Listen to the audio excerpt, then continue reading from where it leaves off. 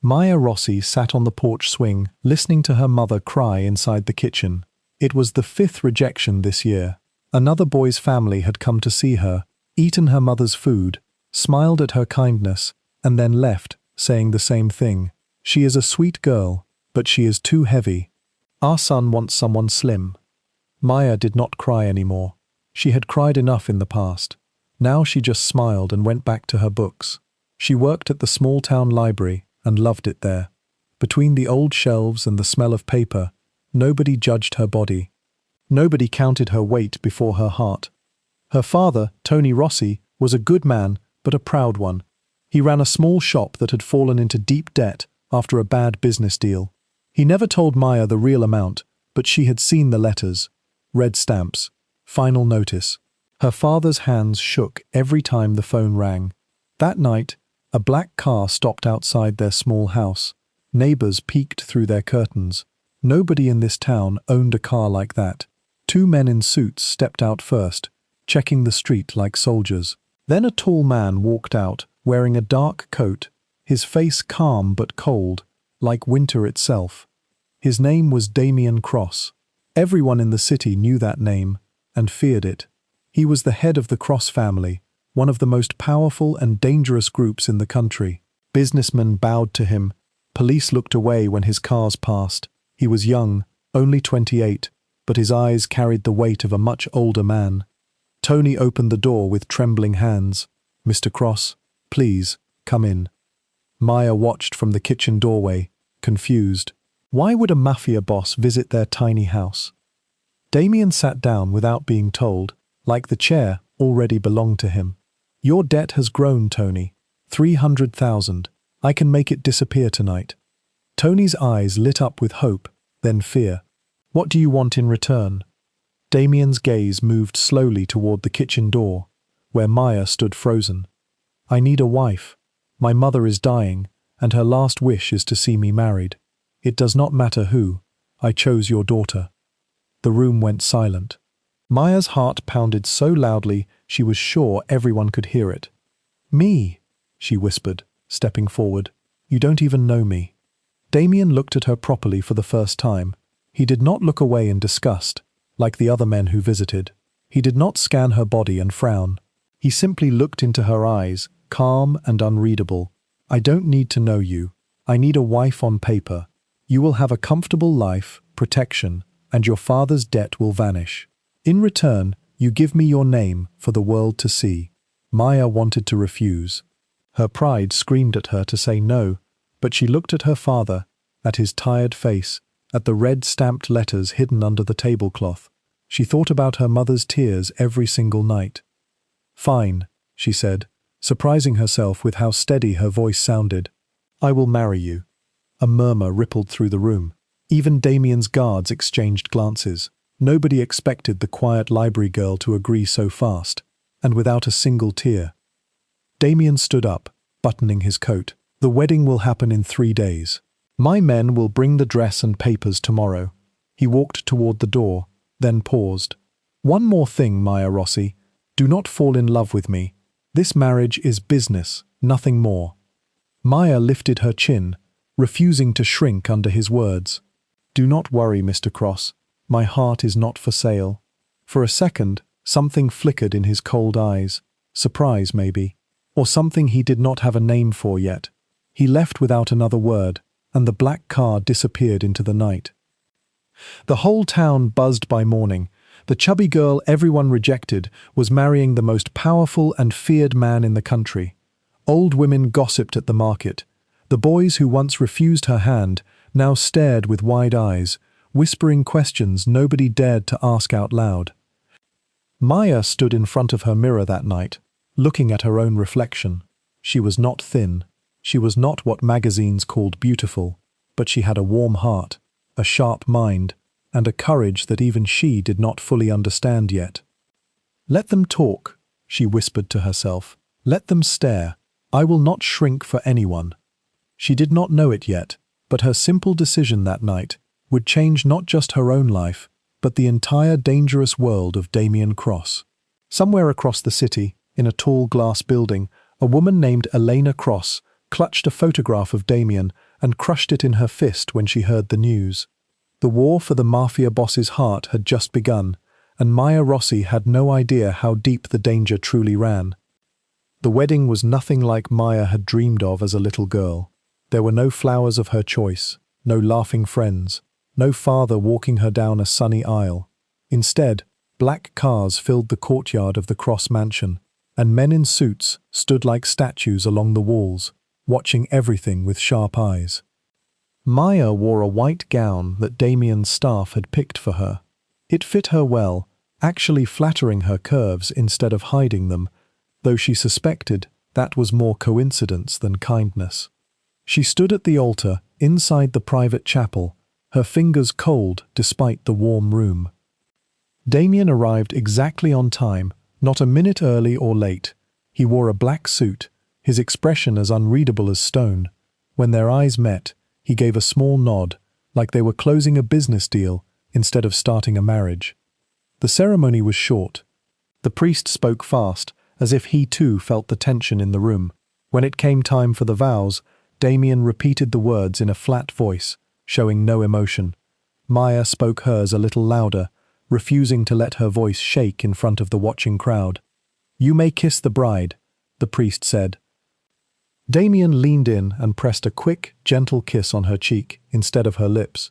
It was cold, distant, but Maya noticed his hand trembled slightly as it touched her shoulder.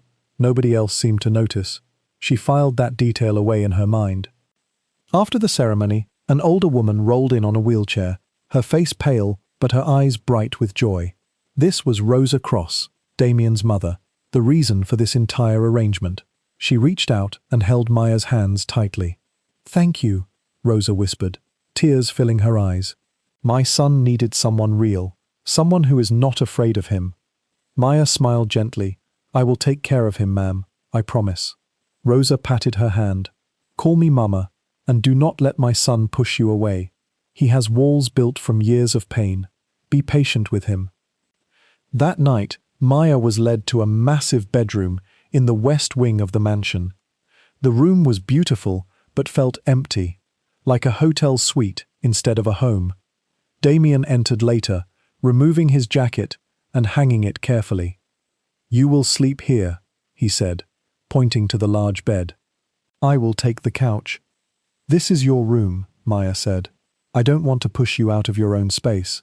"It is fine," Damien answered, already unfolding a blanket. "Get some rest. Tomorrow, my staff will show you around the mansion and explain the rules." "Rules?" Maya asked, raising an eyebrow. "Do not go into my office without permission. Do not answer the main phone line. Do not trust anyone outside this house, no matter how kind they seem." His voice was firm, almost a warning. "This world is dangerous, Maya. People will try to use you to hurt me." Maya sat on the edge of the huge bed, watching him arrange the couch like a soldier preparing his post. "Why did you really choose me, Damien? There must be hundreds of women who would marry you for money and power." He paused, his back still turned to her. "Because you did not cry when I offered the deal. Because you looked me in the eye instead of looking away in fear or greed. I needed someone strong, not someone who would fall apart the moment danger arrived." It was the most honest thing he had said all day. Maya studied his shoulders, tense even now, carrying invisible weight. "Well," she said softly, "I hope one day this house feels less like a fortress and more like a home." Damien did not answer, but he did not argue either. He simply turned off the lights and lay down on the couch in silence. The next morning, Maya woke up to find the mansion staff whispering near the kitchen door. A tall woman with sharp red lips stood near the counter, dressed expensively, clearly not part of the household staff. She looked Maya up and down with obvious disgust. "So, this is the wife," the woman said coldly. "I am Elena. Damien and I were together long before you came into this picture. Do not think a wedding ring changes anything real." Maya lifted her chin, refusing to shrink. "I am Maya Cross now. Whatever happened before, it is between you and Damien, but I suggest you show some respect in this house." Elena's eyes narrowed dangerously before she turned and walked away, her heels clicking sharply against the marble floor. One of the older maids, Sophia, leaned close to Maya once Elena was gone. "Be careful with her, Mrs. Cross," Sophia whispered. "That woman lost someone dear to her because of Damien's past business. She blames this family for everything, and she never forgives easily." Maya felt a chill run down her spine. This marriage was already far more complicated than a simple business deal, and she had barely spent one full day inside these walls. Days passed, and Maya slowly began to understand the rhythm of the mansion. The staff were kind but cautious, always watching to see how she would behave now that she held the title of Mrs. Cross. Maya decided early that she would not act like a queen locked away in a tower. She wanted to actually live in this house. One morning, she walked into the enormous kitchen and found the head cook, a stern man named Marco, arguing with a young kitchen boy over a burnt sauce. Maya rolled up her sleeves before anyone could stop her. "Let me help," she said cheerfully, grabbing an apron off the hook. Marco looked horrified. "Mrs. Cross, this is not your job. Please, sit down." "Nonsense," Maya laughed. "I make the best tomato sauce in my old town. Give me 10 minutes. By the end of the hour, the entire kitchen staff was gathered around Maya's pot, tasting her sauce with wide, delighted eyes. Even Marco admitted, with great reluctance, that her recipe was better than his own. Word spread through the mansion quickly. The new wife was not cold or distant. She was warm, funny, and unafraid to get her hands dirty.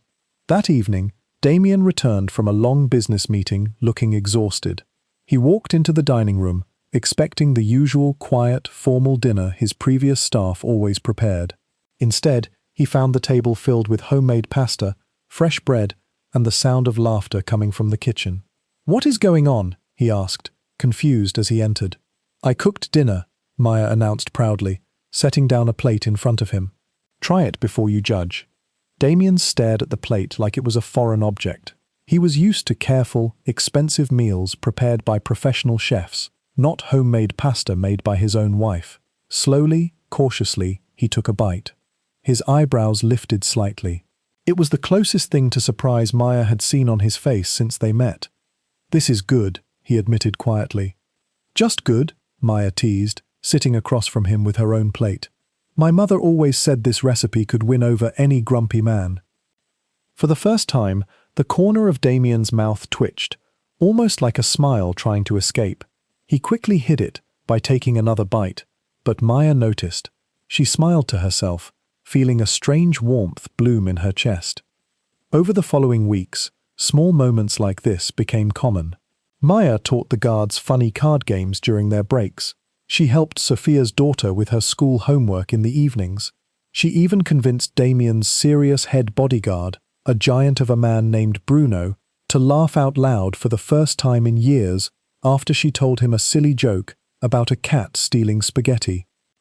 The mansion, once cold and silent, slowly began to feel alive. Damien noticed these changes too, though he never said much about it out loud. He would come home and hear laughter instead of silence. He would find warm food waiting instead of empty plates. Something inside his frozen heart began, very slowly, to thaw. One evening, Maya found him standing on the balcony, staring at the city lights below. His shoulders looked heavy, like they carried the weight of every dangerous decision he had ever made. "Bad day?" she asked gently, standing beside him. "Someone tried to move against one of our shipments today," Damien said, his voice tired. "I had to deal with it personally." Maya did not ask for details. She understood enough about his world to know some things were better left unspoken. Instead, she simply stood beside him in silence, letting her presence be the comfort instead of empty words. "You do not have to fix everything alone, you know," she finally said. "Even the strongest man needs someone beside him sometimes." Damien glanced at her, something unreadable flickering behind his cold eyes. "Nobody has ever said that to me before." "Well," Maya said with a small smile, "get used to it. I am not going anywhere." He did not respond with words, but he did not walk away either. They stood together under the night sky, and for the first time since the wedding, the silence between them felt comfortable instead of cold. Little did they know, across the city, Elena sat in her apartment, staring at old photographs of herself and Damien from years ago. Beside her sat a man in a dark coat, someone from a rival family, whispering plans into her ear. Elena's eyes glinted with a dangerous mixture of hurt and revenge. "The wife is getting too comfortable," Elena murmured. "It is time we reminded Damien Cross what real fear feels like." 3 weeks into the marriage, Maya had settled into a strange but oddly comfortable rhythm. She spent mornings reading in the mansion library, afternoons helping in the kitchen, and evenings slowly learning more about the quiet, guarded man she now called her husband. Damien still kept many secrets locked behind his cold expression, but small cracks were beginning to show. One Saturday afternoon, Maya decided to visit the local market a few streets from the mansion. Bruno, her assigned bodyguard, walked a few steps behind her, scanning the crowd out of habit. Maya loved the noise and color of the market, the fresh vegetables, the smell of baking bread, the friendly chatter of vendors, who had no idea who she really was now. She was examining a basket of ripe tomatoes when she noticed a man in a grey jacket watching her a little too closely. Something about his stiff posture and constant glancing made her uneasy. She quietly stepped closer to Bruno. "That man near the bread stall," she whispered. "He has been watching me since we arrived." Bruno's expression hardened instantly. He had trained his eyes to notice threats long before Maya arrived in this world, but hearing her point it out herself, so calmly and clearly, surprised him. "Stay close to me, Mrs. Cross," he said firmly. They began walking briskly back toward the car, but 2 more men appeared from a side alley, blocking their path. Maya's heart pounded, but she forced herself to stay calm, remembering everything Damien had warned her about. Bruno pushed her behind him, reaching for the weapon hidden under his jacket. "Stay behind me. Do not run," Bruno commanded. Chaos erupted quickly.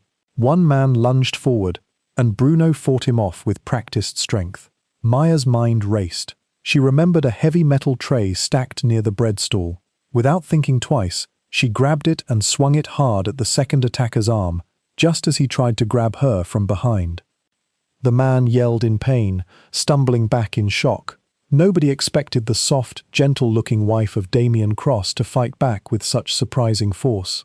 Bruno finished off his opponent quickly, and within moments, police sirens echoed nearby, scaring the attackers into fleeing the scene entirely. Maya's hands shook only after the danger had passed. Bruno stared at her with a mixture of respect and disbelief. "Where did you learn to do that?" he asked, breathless. "My father taught me self-defense years ago," Maya admitted, still catching her breath. "After I got tired of boys picking on me for my weight, I never thought I would actually need it like this." Word of the attack reached Damien within minutes. He arrived at the mansion in record time, his expression darker than Maya had ever seen it. He rushed toward her, checking her face and arms for injuries with unusual urgency. "Are you hurt?" he asked, his voice tight with something Maya could not quite name. "Worry, maybe, or fear." "I am fine," she reassured him. "Bruno protected me well, and honestly, I surprised myself too." Damien's jaw tightened. "This was not a random attack, Maya. Someone sent those men deliberately." He turned to Bruno. "Double the security around her immediately. Nobody enters or exits without my direct approval." That night, Damien sat beside Maya's bed long after she had fallen asleep, something he had never done before. He watched her quietly, his mind replaying the moment he heard she had been attacked. The fear that gripped his chest in that instant had shocked him more than any business threat ever had. He realized, slowly and unwillingly, that somewhere along these past few weeks, Maya had stopped being simply a convenient arrangement. She had become someone he genuinely could not imagine losing. The next morning, Damien called an emergency meeting with his top men. Elena's name came up more than once during the discussion, along with rumors of her connection to a rival family called the Vantis, longtime enemies of the Cross organization. "Elena would not go this far alone," Damien said grimly, studying photographs spread across his desk. "Someone is using her anger to push their own agenda." Meanwhile, in a hidden apartment across the city, Elena paced nervously in front of the same man in the dark coat from before. His name was Victor Vanti, and his cold smile revealed nothing good. The plan failed, Elena said nervously. Bruno protected her too well, and the girl fought back herself. Victor's smile widened slowly, dangerously. Interesting. The chubby little wife has claws after all. No matter. We simply need a better plan, and perhaps a more personal approach.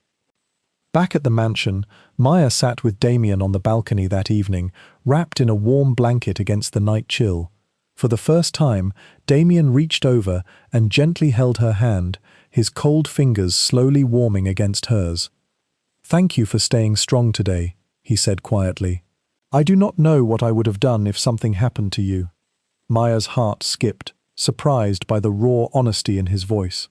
"I am tougher than I look, Damien Cross. You will learn that soon enough."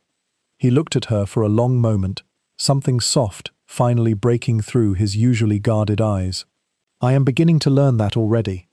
After the market attack, Damien became noticeably more protective, but also surprisingly more present. He began joining Maya for breakfast instead of eating alone in his office. He asked about her day when he returned home, instead of walking past her in silence. Slowly, carefully, the walls around his heart were beginning to crumble. One quiet evening, Maya found him sitting alone in the mansion's old library, staring at an old photograph. She approached softly and sat beside him, noticing the picture showed a much younger Damien, standing between a smiling man and woman. "Your parents?" she asked gently. Damien's jaw tightened, but he did not push her away. "My father built this organization from nothing. My mother always tried to keep some goodness alive in this family, despite everything my father did." He paused, his voice growing heavier. "They were killed in a rival attack when I was 16. I watched it happen from the top of the stairs, unable to do anything to stop it." Maya's chest tightened with sympathy. She had wondered many times why his eyes always carried such deep, quiet pain. Now she understood. "I am so sorry, Damien," she whispered. "You were just a child." "I had to grow up instantly," he continued, his voice distant. "I took control of the organization at 17, surrounded by men twice my age, who doubted a teenage boy could survive this world. I built walls around myself because feelings made you weak, and weakness got you killed in this life." Maya reached over and gently took his hand, just like he had done for her days earlier. "Feelings do not make you weak, Damien. They make you human. You do not have to carry every burden alone anymore." For a long moment, Damien simply stared at their joined hands, something shifting visibly behind his guarded expression. Then, slowly, he leaned forward and pressed his forehead gently against hers, a quiet, vulnerable gesture from a man who rarely allowed himself to be vulnerable at all. "You confuse me, Maya Rossi," he murmured. "I built these walls for good reason, yet somehow you climb over them without even trying." "Maybe," Maya whispered back, her heart racing, "some walls are meant to come down eventually." That night marked a quiet turning point in their strange marriage. The following weeks brought lighter, happier moments between them. Damien surprised Maya one Sunday by clearing his entire schedule, something his assistant said had never happened before in the history of his leadership. "Where are we going?" Maya asked, laughing as he blindfolded her playfully before leading her into the car. "You will see," Damien answered, an actual smile finally reaching his eyes. He took her to a quiet countryside cooking school 2 hours outside the city, one that offered private lessons on making authentic Italian desserts. Maya had once mentioned, almost in passing, that she always wanted to learn how to make proper tiramisu like her grandmother used to. "You remembered that?" Maya asked, stunned, as they stood inside the sunny little kitchen studio. "I remember everything you say," Damien admitted quietly, looking almost embarrassed by his own honesty. They spent the entire afternoon covered in flour and cocoa powder, laughing at Damien's clumsy attempts at whisking eggs properly. For a dangerous mafia boss feared across the entire country, he looked remarkably normal standing in an apron, chocolate smudged across his cheek, laughing freely for what felt like the first time in years. "You are terrible at this," Maya teased, wiping the chocolate off his face with her thumb. I am terrible at many things, Damien replied, catching her hand gently before she could pull away. But I am learning to be better, slowly, because of you. The air between them grew quiet, charged with something neither of them had said out loud yet. Slowly, Damien leaned forward, and this time, instead of a cold cheek kiss like their wedding day, he pressed a gentle, warm kiss on her lips. It was soft, hesitant, filled with the quiet honesty of two people who had genuinely begun falling for each other. Maya's heart soared, warmth spreading through her chest, like sunlight breaking through clouds. For a brief, beautiful moment, the dangerous world outside these walls disappeared entirely. But happiness rarely lasts uninterrupted in a story like theirs. As they drove back toward the mansion that evening, Damien's phone rang urgently. His expression darkened instantly as he listened to the voice on the other end. "What happened?" Maya asked, worry creeping into her voice. Damien's grip tightened on the phone. "Someone broke into the mansion records room. Files about your family background are missing." His eyes turned sharply toward her, filled with sudden, unreadable tension. "Maya, is there something about your past you have not told me?" Maya's stomach dropped, confusion and fear washing over her simultaneously. She had no idea what he meant, but the look on his face told her that whatever those missing files contained, it was about to change everything between them. Maya sat frozen in the car, Damien's question echoing painfully in her mind. "Is there something about your past you have not told me?" "I do not understand," she said honestly. "My life has always been simple. My father's shop, my mother, our small house. There is nothing hidden in my past, Damien." His expression remained tense, unreadable in a way that hurt more than his usual coldness ever had. When they arrived at the mansion, he immediately called a private meeting with his most trusted men, leaving Maya alone with her racing thoughts. Later that night, Damien entered their bedroom carrying an old folder, his face pale under the dim light. "My father kept private records on many families years ago," he said slowly, "including families connected to rival organizations, even distant ones. Your father's name appeared in an old file, Maya. Tony Rossi was not always just a simple shop owner." Maya's heart pounded. "What are you talking about?" Damien opened the folder, revealing an old, faded photograph of a much younger Tony Rossi standing beside a well-known Mafia figure from decades ago. "Your father once worked closely with the Marino family, before they were completely destroyed by a rival group. He left that life behind and disappeared quietly, changing his surroundings and starting over as a simple shop owner." Maya stared at the photograph, her mind spinning. Her father had always avoided questions about his younger years, always changing the subject whenever she asked about his past. "Why does this matter now?" she whispered. "That was so long ago." "Because," Damien said heavily, "the Marino family had one surviving heir who vanished after the attack that destroyed them. Some in this world believe that heir may still be alive, hidden somewhere, waiting to reclaim old territory and old debts." He paused, his eyes searching hers carefully. "Some people now believe that missing heir could be you, Maya." The room fell utterly silent. Maya felt like the floor had disappeared beneath her feet. "That is impossible. I have never even heard the name Marino before tonight."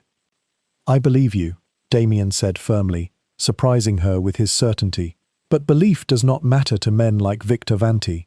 If he believes you hold any claim to old Marino territory or hidden resources, he will use you as a weapon or a target, regardless of the truth." Before Maya could respond, Sophia burst into the room, breathless and pale with fear. "Mrs. Cross, your father is on the phone. He says it is urgent." Maya rushed to answer, her hands trembling. Her father's voice sounded shaky and afraid on the other end. "Maya, listen carefully. Men came to the shop today, asking strange questions about the Marino family. I need you to stay safe, wherever you are. There are things about my past I should have told you long ago." "Papa, what is going on?" Maya pleaded, tears building in her eyes. Tony's voice grew heavier with guilt. "Years ago, I worked as an accountant for a powerful family before everything fell apart violently. I took something small when I escaped. Records that proved certain hidden accounts and territories still legally belonged to the Marino bloodline. I hid those records years ago, hoping nobody would ever need them again. I never imagined this danger would follow you into your marriage. The call ended abruptly, cutting off before Tony could explain further. Maya turned to Damien, fear and confusion swirling together in her chest. We need to protect my parents immediately. Damien was already moving, barking orders to his men through his phone. Send a team to the Rossi residence right now. Nobody touches that family. Despite the danger swirling around them, Damien gently took Maya's shaking hands in his own. I promise you, Maya, whatever happens, I will protect your family, and I will protect you. This is not your burden to carry alone. Maya looked into his eyes, seeing genuine determination there, instead of the cold business tone from their wedding day months ago. Somewhere between the cooking lessons, quiet late-night talks, and unexpected kisses, this arrangement had truly become something real for both of them. "Thank you," she whispered, leaning into his chest as he wrapped his arms around her protectively. But even as comfort settled between them, danger crept closer outside the mansion walls. Victor Vanti sat calmly in his hidden office, reviewing old Marino family documents with a satisfied, dangerous smile. "So the missing heir has finally been found," he murmured to himself. "It seems Damien Cross's precious wife carries far more value than anyone realized. Time to make our move properly." Unbeknownst to Maya and Damien, their carefully built happiness was about to face its greatest test yet, one that would threaten not just their hearts, but their very lives. 2 days after the frightening phone call, Maya insisted on visiting her parents personally, despite Damien's strong objections. Extra guards surrounded the family home now, and Damien himself accompanied her, unwilling to let her out of his sight, even for a moment. The visit was tense but loving. Tony finally explained his entire hidden past, tears streaming down his weathered face as he apologized repeatedly for keeping such dangerous secrets buried for so many years. Maya forgave him gently, understanding that fear had shaped his silence, not malice.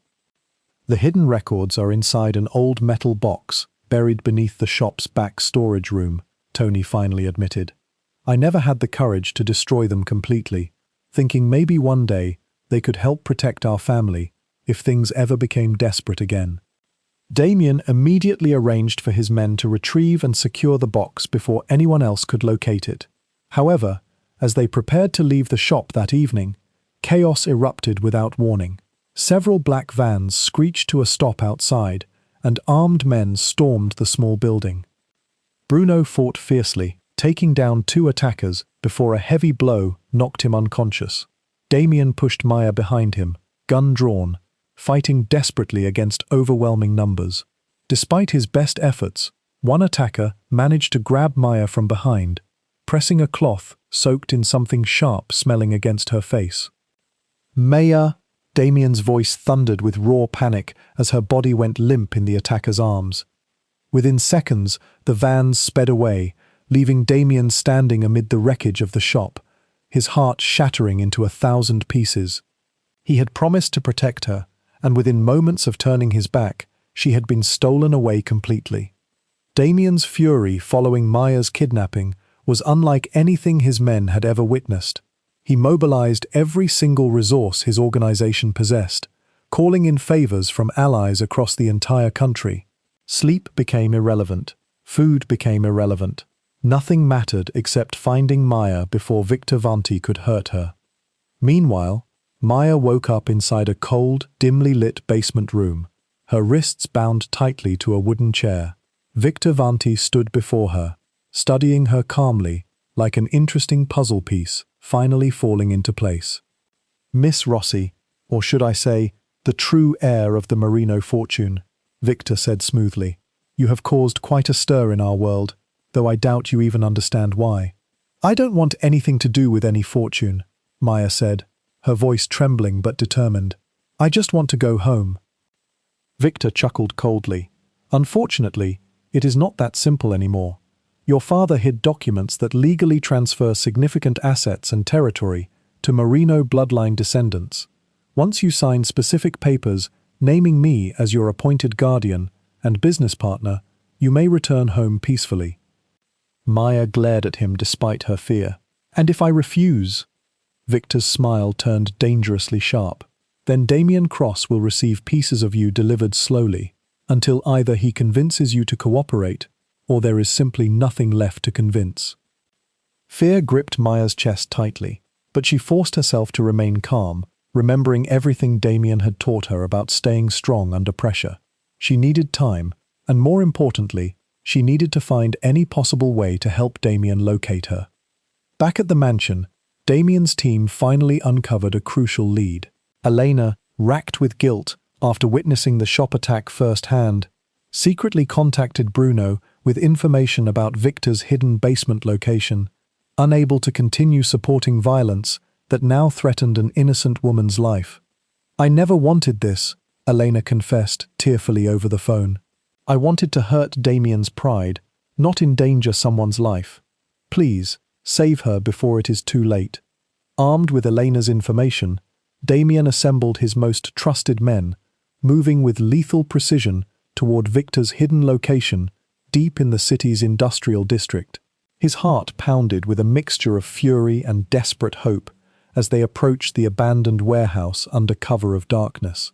Inside, Maya noticed Victor growing increasingly impatient, checking his watch nervously as minutes ticked by without her signature on his documents. Sensing an opportunity, she cleverly stalled for more time. "I need to understand these documents fully before signing anything," she said calmly, despite her racing heart. "You would not want a court challenging this deal later due to confusion, would you?" Victor hesitated, clearly unprepared for her calm, calculated resistance. Just as he opened his mouth to respond angrily, the warehouse doors exploded open with a deafening crash. Damien charged through the smoke and debris, murderous fury blazing behind his eyes as he spotted Maya tied helplessly to the chair. "Damien!" Maya cried out, relief and joy flooding through her exhausted body. Chaos erupted instantly as Damien's men clashed violently with Victor's guards throughout the warehouse.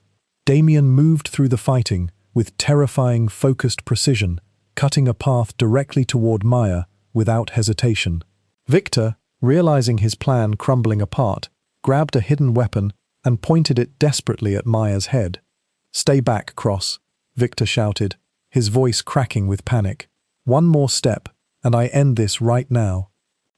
Damien froze instantly, his hands raised slowly, his eyes locked onto Maya's terrified face.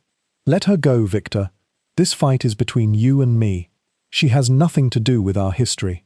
"She has everything to do with it," Victor snarled. "She is the key to reclaiming everything your family stole from mine generations ago." Maya, despite her fear, remained remarkably calm. She had watched Victor carefully during her captivity, noticing his hands trembled slightly whenever he grew frustrated.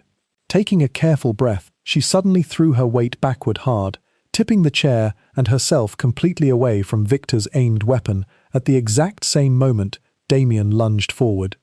The gun fired, missing Maya by mere inches as Damien tackled Victor to the ground with tremendous force.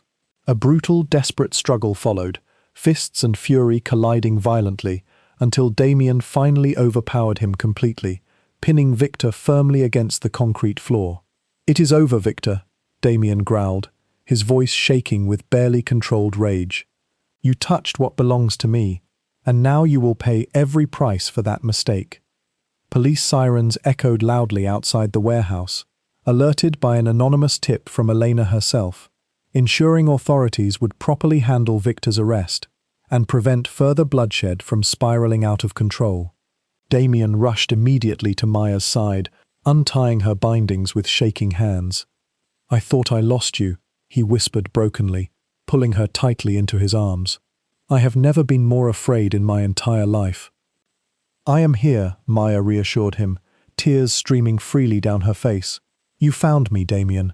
You always find a way." In the emotional aftermath of that terrifying night, Victor Vanti was formally arrested, his organization collapsing rapidly without his leadership. The stolen merino documents were legally transferred into Maya's name under careful legal guidance, though she immediately decided to donate significant portions toward charitable community programs rather than claiming personal wealth from a violent past she never asked to inherit. Elena, filled with genuine remorse, eventually left the city entirely, seeking a fresh start far away from the dangerous world that had once consumed her heart with jealousy and revenge. Before leaving, she visited Maya personally, offering a sincere, tearful apology that Maya graciously accepted. "You are a better woman than I ever gave you credit for," Elena admitted. "Damien is lucky to have you." Weeks later, once the danger had fully settled and life slowly returned to normal, Damien surprised Maya with an unexpected announcement during a quiet dinner at the mansion. "I want us to have a real wedding," he said softly, taking her hands gently across the table. "Not one built from debt or business arrangements, but one built entirely from love, exactly like you deserve." Maya's eyes filled with happy tears. "Damien Cross, are you asking me to marry you again?"